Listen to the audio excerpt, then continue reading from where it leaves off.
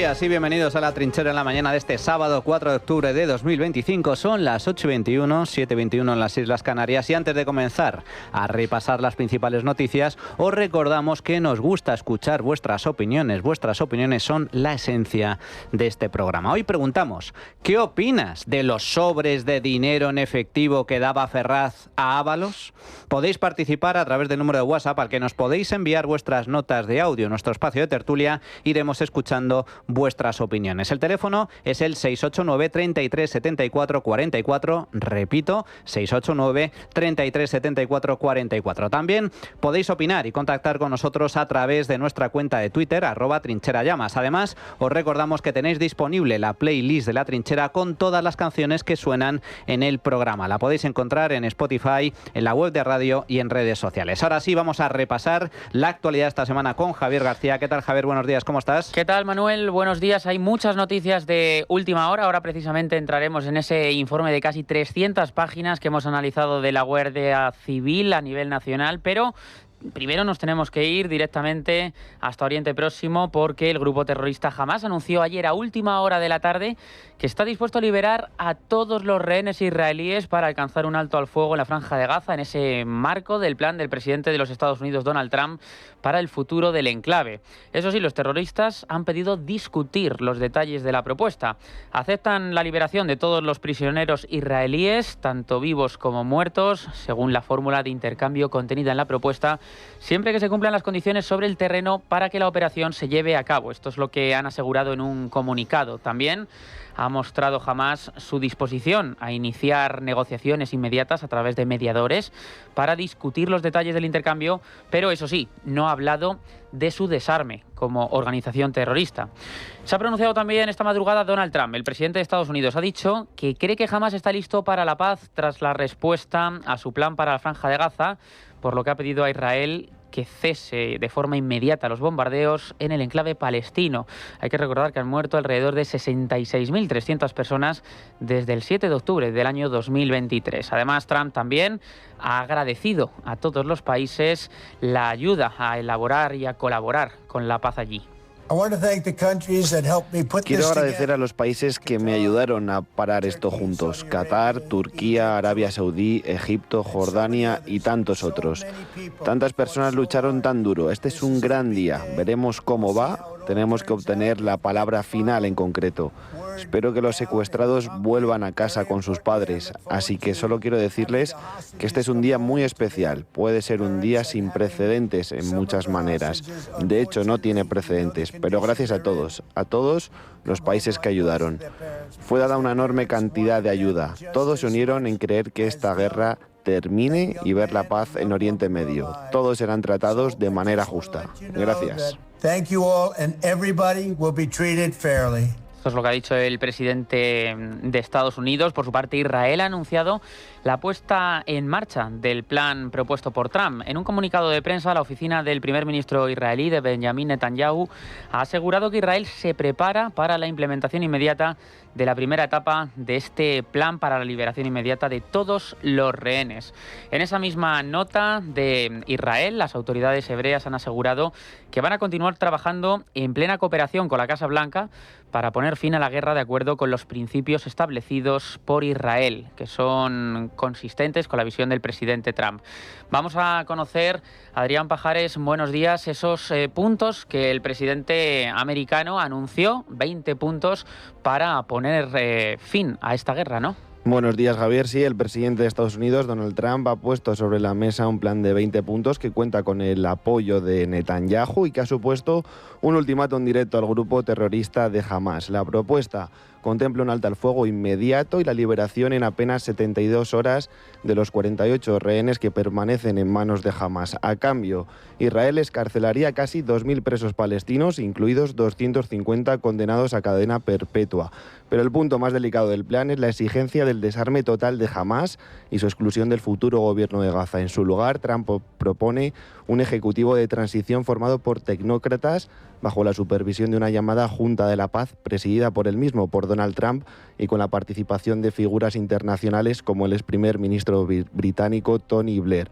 Por primera vez también Trump abre la puerta a negociar la creación de un Estado palestino en el futuro, aunque siempre bajo una autoridad palestina radicalmente reformada. Trump ha sido muy claro, o jamás aceptaba el acuerdo, o desde Washington se daría apoyo total a Israel para continuar la ofensiva. Bueno, pues buenísima noticia, grandísima noticia. Principio de acuerdo, jamás acepta las condiciones impuestas por Donald Trump y por sus socios. Atención, que esto no es un plan tan solo diseñado por Estados Unidos. Estados Unidos lidera este plan de paz. Es una propuesta del presidente norteamericano. Pero esta propuesta, este plan de paz para Gaza, ha recibido el apoyo de todos los países árabes. Fundamentalmente, importante, Qatar, clave en esta cuestión, junto con el resto de países árabes.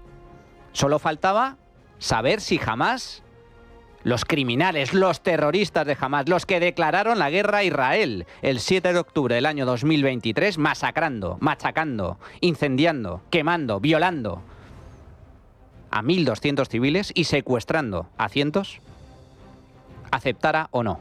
Y en las últimas horas se ha producido la noticia, Hamás acepta las condiciones. Va a liberar a los rehenes.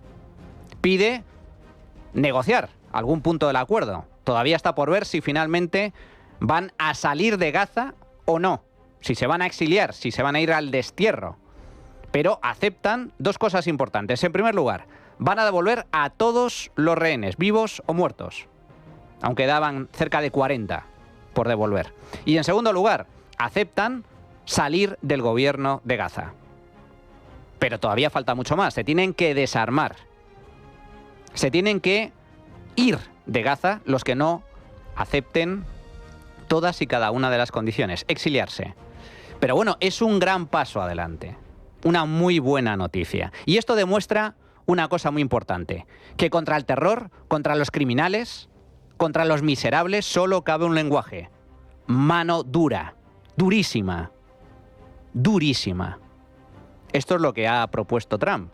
Estas son las condiciones. O las aceptáis o en 72 horas sois barridos del mapa. Apoyando, por lo tanto, el plan que estaba llevando a cabo, plan militar que estaba llevando a cabo con mucha eficacia Israel, para acabar con Hamás, que es su enemigo. Es el gobierno tiránico, dictatorial, que ha sumido en el absoluto desastre al pueblo gazatí, al pueblo palestino. Ahora bien, precaución. Veremos si Hamás cumple o no cumple. Ha dicho que sí, que en principio acepta, que va a liberar a los rehenes, pero ahora tiene que demostrarlo. Y si no es así, liquídenlos, envíenlos al infierno. Veremos a ver cuáles son las reacciones del gobierno de España aquí en nuestro país a lo largo del día de hoy. Mañana se lo adelantaremos, pero durante esta semana el plan de Estados Unidos ha generado división aquí en el Ejecutivo de Pedro Sánchez. El mismo gobierno se ha mostrado al mismo tiempo a favor y en contra de Donald Trump, del plan de paz para Gaza. El presidente del gobierno, Pedro Sánchez, celebró el plan de Donald Trump para poner fin al conflicto. Algo en lo que también coincidió, por cierto, con el líder de los populares, con Alberto Núñez Feijóo, y también con la portavoz del Gobierno, Pilar Alegría, quien en la rueda de prensa posterior el pasado martes, después del Consejo de Ministros, dio la bienvenida a este acuerdo de paz. España hará todo lo que esté en nuestras manos para conseguir ese cese definitivo, ese alto del fuego permanente, que se liberen, por supuesto, los rehenes y que llegue la ayuda humanitaria. España siempre va a trabajar a favor de la paz y sobre todo también a favor del reconocimiento de los dos estados, para que convivan desde luego en seguridad y conviviendo lógicamente siempre en paz. A favor el gobierno de España, el sector Partido Socialista del gobierno de España, de este plan de Donald Trump, pero el otro lado del gobierno, el sector Sumar, está en contra. Yolanda Díaz, esto es lo que dijo esta semana. Este plan se ha hecho sin contar con Palestina, ignora a sus instituciones, ignora a su pueblo y propone convertir Gaza en un protectorado tutelado por Estados Unidos, con Israel marcando cada paso. Eso no es paz. Pues aunque parezca mentira, solamente hay una portavoz del Gobierno, que es Pilar Alegría, aunque parezca que hay dos. Bien podría haber dos portavoces, una por parte del Partido Socialista y otra por parte de Sumar. Así que esta es la respuesta de Hamás. Mañana seguiremos muy pendientes también de las reacciones del Gobierno que sucedan este mismo día. Pero Gaza también es noticia por otro asunto, Manuel. Como comentabas en el editorial, entre el miércoles y el jueves, Israel detuvo las 44 embarcaciones que integraban la flotilla que llevaba ayuda humanitaria a Gaza. Desde el gobierno de Israel explicaron que ningún barco alcanzó finalmente tierra de Gaza y que todos los integrantes de la expedición fueron detenidos en Asdod, la ciudad israelí más cercana a la franja, donde se encuentra el puerto en el que se depositaron las embarcaciones. En los próximos días, los integrantes que lo acepten van a ser deportados a sus países de origen. Si alguno no lo acepta, será juzgado y previsiblemente deportado por la fuerza. Las autoridades israelíes han asegurado que todos los activistas de la flotilla están bien y que van a ser ubicados en dos vuelos, uno con destino Londres y otro con destino Madrid, que previsiblemente será entre el lunes y el martes de esta próxima semana. De momento han sido trasladados todos menos 4 a una prisión al sur del país, en el desierto, decimos a excepción de 4 parlamentarios italianos que ya han sido deportados. ¿Y qué ha dicho el Gobierno? La reacción del Gobierno de España fue convocar de forma inmediata a la encargada de negocios israelí tras el arresto de unos 40 españoles en la flotilla. Según el ministro José Manuel Álvarez, los españoles detenidos no suponían ningún peligro. Esos ciudadanos tienen que estar donde siempre han tenido que estar, que es libres de movimientos y de regreso en España inmediatamente. Y desde luego no voy a aceptar ninguna acusación completamente injusta e infundada hacia ellos. Sánchez quiere que los integrantes españoles vuelvan a casa lo antes posible y ha asegurado que después estudiará cualquier tipo de acción contra Israel. Por cierto, hay que recordar también un dato importante, y es que el buque Furor que envió el Gobierno permanecerá frente a Gaza con un coste de 20.000 euros, alrededor de 20.000 euros al día, hasta que no vuelva el último detenido de la flotilla. Cabe recordar que solamente el viaje de ida costó aproximadamente más de 90.000 euros a las Fuerzas Armadas entre combustible, dietas y manutención. También hemos trasladado al gobierno israelí el que es necesario que protejan los derechos de no solamente nuestros compatriotas, sino todos los integrantes de la flotilla. Es una violación de la legalidad internacional, como dice Sumar, presidente. Vamos a estudiar todos los aspectos de esta cuestión. Para nosotros ahora mismo lo más importante es la seguridad de nuestros compatriotas, el que puedan regresar pronto a casa, a su casa, a España, y a partir de ahí, pues evidentemente estudiaremos cualquier tipo de acción. Acabamos de ver cómo el Gobierno se encuentra enfrentado con el plan de paz de Donald Trump allí en Gaza. El sector Partido Socialista dice una cosa y el sector Sumar dice otra. Bien, pues con esto de la flotilla sucede lo mismo. La vicepresidenta Yolanda Díaz de Sumar exige a Pedro Sánchez ir mucho más lejos. El Gobierno de España es una referencia en el mundo, pero tenemos que hacer más. Ha llegado la hora ya de romper todas las relaciones con Israel, también desde la Unión Europea. No solamente Sumar pide más, en Podemos, su secretaria general Yone Belarra ha asegurado esta semana que la política de titulares del Gobierno de España dice que no vale para nada. Hablan directamente y exigen a Pedro Sánchez hablar de terrorismo de Estado. Que diga lo que esto es, que es un caso de terrorismo de Estado, que es un crimen de guerra. Necesitamos que el Gobierno de España nombre esto como lo que es. ¿Y qué dicen en la oposición? Bueno, pues se ha pronunciado el líder de los populares, Alberto Núñez Feijóo. Cree que todo lo que está sucediendo en política internacional lo está utilizando el presidente del Gobierno en beneficio propio. Es negligente en la gestión y está intentando cambiar nuestro lugar en el mundo, cómplices, por ejemplo, de Venezuela, para mantener las alianzas y los negocios que le interesa al Gobierno de España. Y nos está llevando a un aislamiento internacional progresivo y a la desconfianza por parte de nuestros socios. Llevamos demasiados años de sainete en política exterior. Entre los activistas de la flotilla que fue interceptada por Israel destacan los nombres de 4 personas que ocupan en la actualidad cargos electos, a los que debe sumarse algunos más que los ocuparon en el pasado, como por ejemplo Ada Colau. La detención de todos ellos ha provocado reacciones en diversas cámaras en las que son miembros, como por ejemplo en el Parlamento de Cataluña, que esta semana decidió suspender su pleno que tenía previsto el jueves, o por ejemplo también el pleno que se iba a celebrar en el Ayuntamiento de Barcelona, que tampoco se hizo. El debate también se ha trasladado a la Asamblea de la Comunidad de Madrid, la capital de España. Hubo este jueves un pleno y un duro rifirrafe entre la presidenta Isabel Díaz Ayuso con la oposición. Durante la jornada en el pleno, una bandera palestina cubría el escaño vacío de la diputada de Más Madrid, Jimena González. Cabe recordar que Jimena González era una de esas personas que se embarcó en la flotilla. La oposición ha cargado esta semana duramente contra la presidenta del Partido Popular. En estos términos se dirigió la portavoz de Más Madrid, Manuela Bergerot, a Isabel Díaz Ayuso. Demuestra ese patriotismo exigiendo la liberación inmediata de los 50 españoles secuestrados por Israel. Cada día está usted más sola, cada día está usted más alejada del pueblo español. Si la Asamblea de Facultad Flotante creyera que Israel es genocida, es un Estado genocida, no hubieran aparecido por ahí ni locos. Pero ya se han dado el baño y a partir de ahora, pues venga, subvenciones para chiringuitos, para el teatro, para el cine. Porque no quiere la paz, eso es de lo que van. Oír la palabra paz y casi se rompen. ¿Por qué? Porque con quien Bildu se acuesta, secuestrado se levanta. Bueno, pues esto es lo que sucedió en la Asamblea de Madrid. Por cierto, se esperan manifestaciones a las que ya se han producido.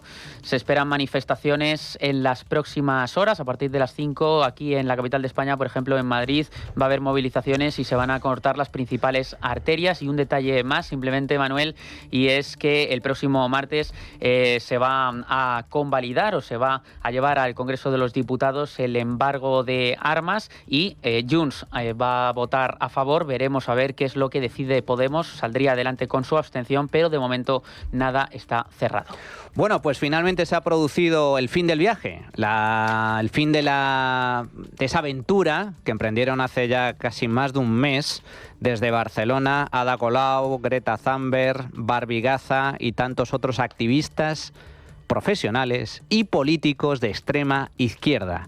No era una misión humanitaria, era una misión propagandística con fines puramente políticos, directamente políticos. Una flotilla que además estaba apoyada, impulsada por el terrorismo islamista de Hamás y de la Hermandad Musulmana, tal y como ha demostrado la investigación de Israel, con documentos al respecto.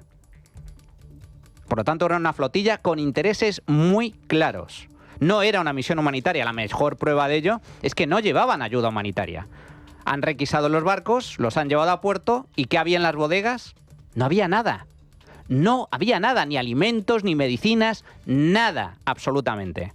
Entonces, ¿a qué fue esta flotilla a Gaza? Pues a finalmente lo que pasó, a resultar detenidos por las autoridades israelíes. ¿Para qué? ¿Por qué razón? Pues precisamente para hablar de ello, para que todo el centro de atención estuviera depositado precisamente en esas imágenes, en esos vídeos, en esas detenciones, para hacer ruido y llamar la atención de medio mundo. Y con eso, pues montar una excusa para protagonizar lo que estamos viendo en las últimas horas, que son protestas en las calles. ¿Por parte de quién? Pues de los de siempre. Grupos antisistema, partidos de extrema izquierda, sindicatos de estudiantes eternos, también de extrema izquierda. Una vez más, la alianza que forma la extrema izquierda y el islamismo radical. Son socios, son aliados. ¿Por qué? Porque persiguen un objetivo común, que es acabar con la sociedad occidental, con los valores de Occidente, con el capitalismo, con la democracia liberal representativa, con el Estado de Derecho, con la igualdad ante la ley. Persiguen eso. Y como tienen ese enemigo común, se alían y se asocian. Y de este modo, ambos ganan, porque la extrema izquierda logra movilizar a sus radicales en las calles con protestas violentas y les hace además subir en las encuestas electorales, y al mismo tiempo los islamistas, los yihadistas, logran también su objetivo, que es cargar contra Israel y de este modo conseguir más dinerito más influencia y más reconocimiento. Sirve como herramienta de presión para los gobiernos de Occidente. La flotilla, por lo tanto, ha cumplido su objetivo, pero no era una misión humanitaria. Se han aprovechado del dolor de los palestinos para hacer política. Y las noticias internacionales, como hemos comentado al principio, compiten en estos días con las noticias que se están produciendo a nivel nacional, que no son pocas. Hacía muchos años que no eran noticias los sobres con dinero en efectivo, concretamente desde que los investigadores descubrieron los sobresueldos en el Partido Popular, un escándalo relacionado con el caso Gürtel, que cabe recordar finalmente llevó a Pedro Sánchez a presentar una moción de censura y acabó el poder del Partido Popular y llevó a Sánchez a la Moncloa. Después de este tiempo, ayer volvieron a ser noticia, pero en este caso por afectar no al Partido Popular, sino al Partido Socialista, de esa misma persona que quería luchar contra la corrupción del PP, es decir, el PSOE de Pedro Sánchez. Los sobres llevaban el membrete del Partido Socialista y estaban llenos de billetes. Las imágenes las hemos podido ver de primera mano en el informe de casi 300 páginas que ayer presentó la Guardia Civil. En teoría, algunos pagos están justificados, pero otros no. La Benemérita no habla de sobresueldos en este informe, pero sí que habla directamente de fondos en efectivo procedentes del Partido Socialista. Concretamente, los agentes destacan que entre los años 2017 y 2021, José Luis Ábalos, el exministro de Transportes y exsecretario también de Organización del Partido Socialista, percibió liquidaciones de gastos tanto por transferencia bancaria como en efectivo. Estos serían los ingresos justificados, pero en otros mensajes la Guardia Civil destaca, y podemos leer, cómo los agentes no han encontrado ningún tipo de justificación de otros pagos de dinero en efectivo en la información aportada por el Partido Socialista. En el PSOE no tardaron en reaccionar, lógicamente para defenderse. Los socialistas dan por hecho que no hay financiación irregular del partido y aseguran que está todo justificado. Pero esta no es la misma opinión que tiene la Guardia Civil, porque los agentes aseguran que hay ciertos descuadres de dinero entre la información aportada por el partido y la que los agentes han descubierto. El propio Ábalos se defendía en redes sociales ayer mismo asegurando que todos los pagos están justificados. No es la primera vez que Ábalos se defiende, lo ha hecho desde que estalló el caso y esto es lo que decía y cómo ironizaba. Mire, si yo hubiera cobrado, estaría en alguna parte. Y ese es el afán, en encontrar algo. ¿Mantiene su inocencia? Normalmente se investiga siempre cuando hay algo y luego se ve el porqué. Aquí es al revés. Parece que la Guardia Civil sí que tenía algo llamativo que investigar. Los agentes, además, se han sorprendido de la cantidad que Ábalos manejaba de dinero en efectivo. Pese a que Ábalos asegura que son liquidaciones de gastos por caja, esto es lo que dijo ayer en redes sociales, es decir, en hoteles, restaurantes, dietas, desplazamientos, etcétera, la Guardia Civil no ha encontrado facturas o justificantes. Así se victimizaba, por ejemplo, José Luis Ábalos, otro audio de archivo en una entrevista en televisión hace unos meses. Bueno, pues no tenemos este audio, se ha hecho la víctima en numerosas ocasiones, pero también hay más detalles llamativos del informe que leímos ayer de la Guardia Civil, de ese informe de casi 300 páginas. Por ejemplo, cómo los implicados en la trama mencionaban a los billetes. A los billetes de 500 les llamaban chistorras, a los de 200, los implicados en la trama, les llamaban soles y a los de 100 les llamaban lechugas. Con parte de ese dinero en efectivo, incluso Ábalos habría pagado la matrícula de la universidad de su exnovia Jessica Rodríguez. En total, según los agentes, habrían sido más de 95.000 euros gastados en ingresos no declarados. En el Partido Popular también han reaccionado, lo hizo ayer por la tarde en X, antigua Twitter, el presidente del PP, Alberto Núñez Feijóo. Dijo literalmente que sí, que Sánchez va a acabar mal y adjuntó la noticia publicada, en este caso por el diario El Confidencial, con el informe de la Guardia Civil. Bueno, pues un nuevo escándalo, otro más al que sumar al largo listado de escándalos que asolan al Partido Socialista de Pedro Sánchez. Nuevo informe de la UCO, en este caso sobre el patrimonio, las finanzas de Ábalos. Han analizado en profundidad las cuentas del exministro y exsecretario de Organización del Partido Socialista Socialista, implicado en un gravísimo caso de corrupción por el cobro irregular de comisiones a cambio de contratos, a cambio de contratos irregulares, licitaciones de obra pública y también las famosas compras de mascarillas en plena pandemia. Un escándalo más. Casi 300 páginas de investigación por parte de la UCO, en donde, entre otras muchas cosas, la UCO demuestra que Ferraz, el partido, pagaba a Ábalos y a Koldo dinerito en efectivo, en sobres del partido, con el logotipo del partido. Esto es un escándalo de primer orden, entre otras cosas porque el PSOE siempre ha negado que pagara dinero en efectivo a sus altos cargos, incluido Ábalos. Pues bien, la UCO revela esos pagos, 95.000 euros gastados con ingresos no declarados. Y esto, lo que se ha demostrado hasta ahora, esto es tan solo la punta del iceberg. La investigación continúa. Y también llama la atención el punto de color, cómo Ábalos y Koldo hablaban del dinero.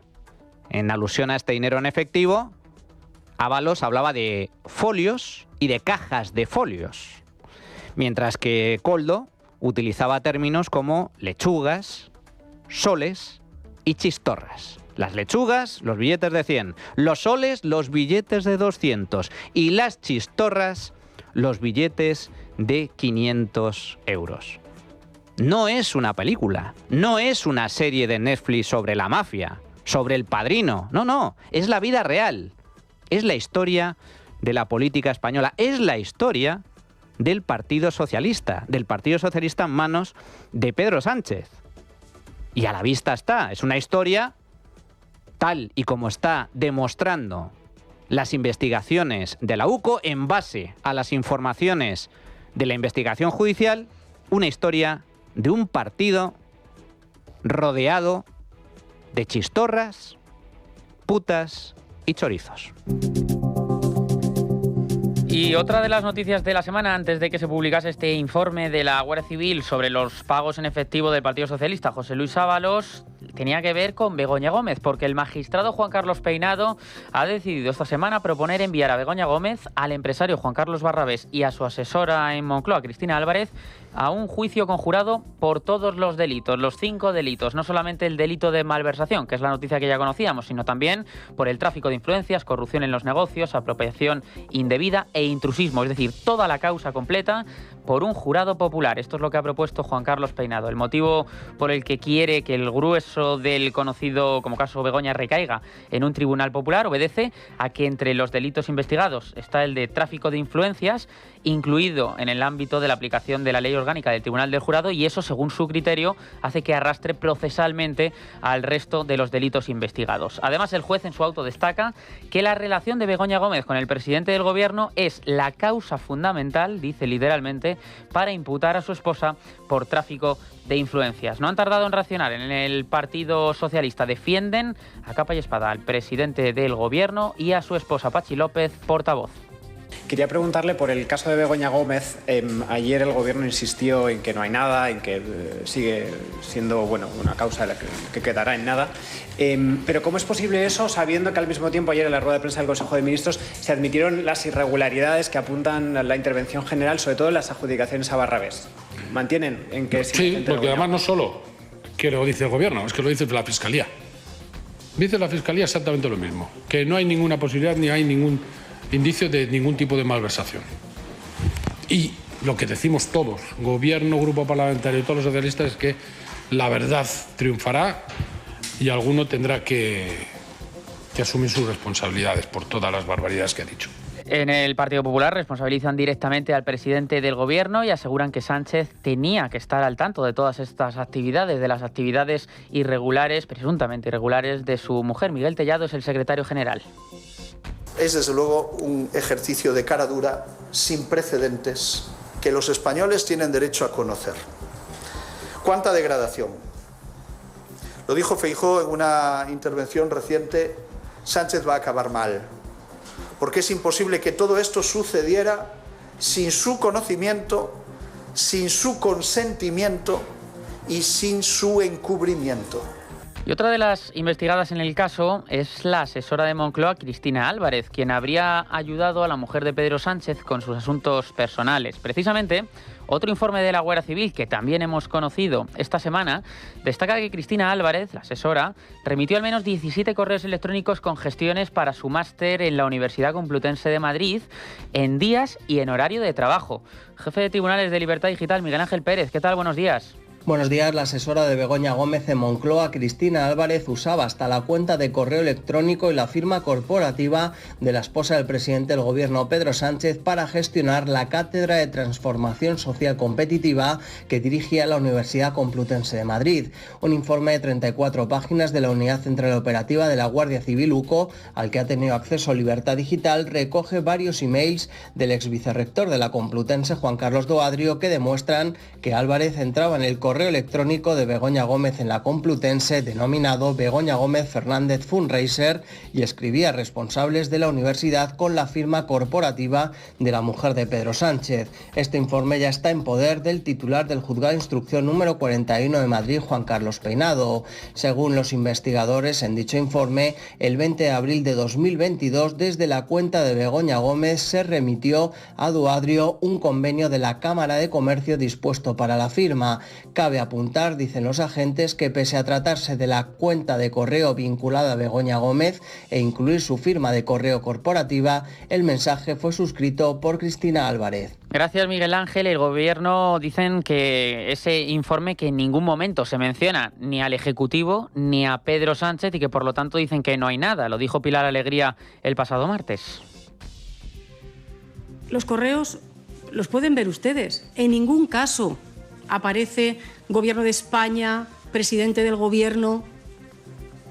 Y ustedes también lo conocen. Asistentes, las parejas de los presidentes del Gobierno han tenido siempre. Fíjense, lo único que cambia es que por primera vez se conoce el nombre de la persona en este caso. Y solamente en este caso es cuando se tiene el conocimiento de un asistente. Lo digo porque en otras épocas no eran solamente una persona. Bueno, y Begoña Gómez recurrió el auto del juez. Le acusa de apoyarse, dice Manuel, en frases genéricas, en frases estereotipadas para achacarle el delito de malversación.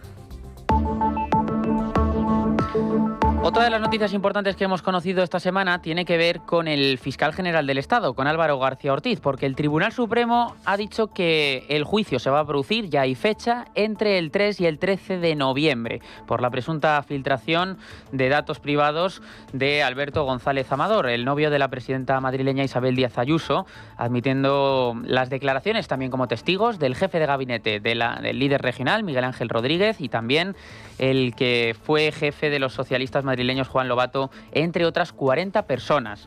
Así lo ha acordado el tribunal, que va a juzgar a García Ortiz por ese delito, supuestamente, como decimos, por filtrar a la cadena SER la noche del 13 de marzo del año 2024 el correo electrónico que el abogado del empresario Carlos Neira envió a la Fiscalía el 2 de febrero de ese año, ofreciendo que su cliente reconociera los delitos fiscales por los que estaba siendo investigado y por los que finalmente también cabe recordar que va a ser juzgado. Los 7 magistrados de mayoría conservadora han decidido que además de Rodríguez y de Lobato también tengan que declarar como testigos en esta causa, en este juicio del 3 al 13 de noviembre, el exsecretario de Estado de Comunicación, Francesc Vallès, y la ex asesora de Moncloa, Pilar Sánchez Acera. Cabe recordar que es un hecho inédito en nuestra democracia. Nunca antes un fiscal, que es el encargado de perseguir los delitos, va a ser llevado a juicio y pues es el fiscalizado Álvaro García Ortiz, que sigue estando en su cargo y que se niega a dimitir. Pues apunten la fecha. Ya tenemos el primer juicio de los escándalos de corrupción relacionados con Pedro Sánchez y con el gobierno del Partido Socialista. Del 3 al 13 de noviembre. Juicio en el que se va a sentar en el banquillo de los acusados el fiscal general del Estado, Álvaro García Ortiz, acusado de un delito muy grave: revelación de secretos. Pues veremos qué es lo que pasa. La justicia en España es lenta, por desgracia, porque así lo quieren los políticos. En España se despilfarran miles, decenas de miles de millones de euros de nuestros impuestos en chorradas, en estupideces, en cosas que no hacen falta. Se quema el dinero de la gente, el dinero que tanto nos cuesta ganar y ahorrar. El gobierno lo dilapida en cosas sin sentido o en cosas que no hacen falta directamente, en lugar de invertirlo allí donde realmente es necesario, como en la justicia. Como digo, la justicia es lenta, pero por suerte, en España, de momento, los jueces siguen siendo independientes y actúan a pesar de las presiones. Y este es un buen ejemplo. El fiscal general del Estado se va a sentar en el banquillo. Lo increíble, lo anómalo, lo surrealista es que no haya dimitido. Vamos a tener a un fiscal general del Estado sentado en el banquillo de los acusados, juzgado por un delito, y no ha dejado su cargo, sin dejar su cargo. De tal forma que se va a producir una paradoja impensable en cualquier país serio. El fiscal general va a contar con defensa, la Abogacía General del Estado, y al mismo tiempo con la Fiscalía a su favor. Porque ¿quién va a ejercer como fiscal? Uno de sus subordinados. Uno de sus subordinados. Esto es increíble en cualquier país mínimamente serio. Pero ahí está, el fiscal general del Estado sentado ante el banquillo. Y este es el primero de otros muchos casos. Porque el hermano también está a la espera de fecha para su juicio. Y Begoña, pues Begoña, amigos, me temo que tampoco se va a librar. Begoña, en base a los indicios que ha descubierto la justicia, la instrucción, gracias al juez Peinado, también, muy posiblemente, se sentará en el banquillo de los acusados. Y además esta semana también ha hablado el nexo corruptor de la trama del PSOE, así le denomina la Guardia Civil. Hablamos de Víctor de Aldama. Ha sido noticia por lo que ha dicho respecto al Partido Socialista. Ha estado en la cadena COPE y ha asegurado que 10 millones de euros del rescate a Plus Ultra eran para financiar la Internacional Socialista. El empresario ha acusado al expresidente del gobierno, José Luis Rodríguez Zapatero, de estar al tanto de una supuesta financiación ilegal del partido. Ignacio Bravo, buenos días. Buenos días. Nuevas declaraciones del empresario Víctor de Aldama han puesto en sobrealerta a los investigadores después de que durante una entrevista en la cadena COPE deslizara nuevas pistas sobre la relación de José Luis Rodríguez Zapatero con la dictadura venezolana y sobre su participación en la presunta financiación irregular del Partido Socialista. El conocido como nexo corruptor de la trama ha prometido tirar de la manta en sede judicial y ha prometido además que declarará ante un juez y no ante notario, como hizo la última vez cuando deslizó el pago al PSOE con bonos petroleros de la empresa venezolana PDVSA. En esta ocasión, el empresario relacionado con los hidrocarburos ha asegurado que el expresidente Zapatero participó activamente en el rescate de Plus Ultra por una razón en concreto. Aldama asegura que escuchó a Ábalos decir que con ese rescate se iban a financiar 10 millones de euros para la Internacional Socialista. Hay un capítulo también importante que no se ha hablado, que es el famoso rescate de Plus Ultra, que de ese sí que habría que hablar, en el que Zapatero está involucrado y en el que Zapatero va al Ministerio de Transportes a hablar con Ábalos y a exigirle que ese rescate se tiene que hacer.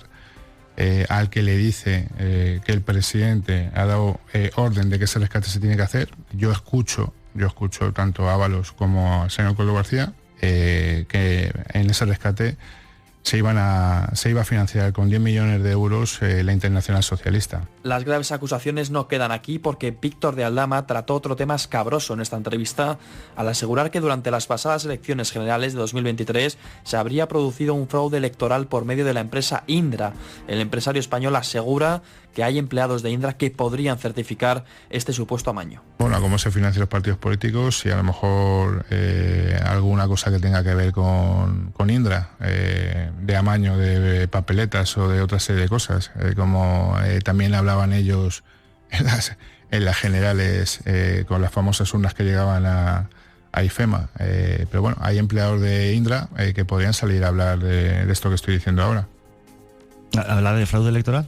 Sí. Abiertamente, fraude electoral Sí. en unas elecciones en España. Sí, fraude electoral. Las afirmaciones de Víctor de Aldama han puesto en sobrealerta a los investigadores, ya que habitualmente acaban teniendo fundamento y recorrido en el ámbito judicial. De esta forma, el confeso delincuente continúa en su ayuda para destronar a Pedro Sánchez a través de la delicada información que maneja por su estrecha relación con la trama y con el gobierno. Bueno, pues nuevas bombas por parte de Víctor de Aldama, que hasta el momento, recuerden, todo lo que ha dicho poco a poco se ha visto ratificado por las investigaciones judiciales en curso. Así que veremos qué es lo que sucede con estas últimas declaraciones, denuncias por parte de Víctor de Aldama. Ese rescate más que dudoso de esa aerolínea venezolana Plus Ultra, con Zapatero de por medio y esa presunta financiación de la Internacional Socialista con dinero chavista. Y ya, el colmo, posible fraude electoral. Y estos, los socialistas, con Pedro Sánchez a la cabeza y Ábalos a un lado y Cerdán al otro, detrás, Koldo García, eran los que venían a regenerar y a limpiar la política en España. Vaya limpieza, sí. Vaya limpieza. Bueno, señores, vamos a ir al tiempo de tertulia después de una pequeña pausa, pero antes un recordatorio, un mensaje especial para todos aquellos que sean promotores inmobiliarios y constructores que nos estén escuchando. ¿Sabéis que podéis financiar vuestros proyectos con Cibislen? Seguro que os suena, porque esta plataforma de inversión inmobiliaria ha estado varias veces con nosotros. Pues bien, la cuestión es que también tienen alternativas, soluciones para los promotores. Los promotores presentan su proyecto, ellos lo revisan y luego son los inversores los que invierten en el proyecto a cambio de una rentabilidad. Es una buena oportunidad, una buena idea a tener en cuenta, porque los promotores, los constructores, estas empresas inmobiliarias pueden obtener financiación, el capital que necesitan, muy rápido y de este modo avanzar con sus respectivos proyectos. Para todos aquellos que quieran más información, visiten cibislen.com.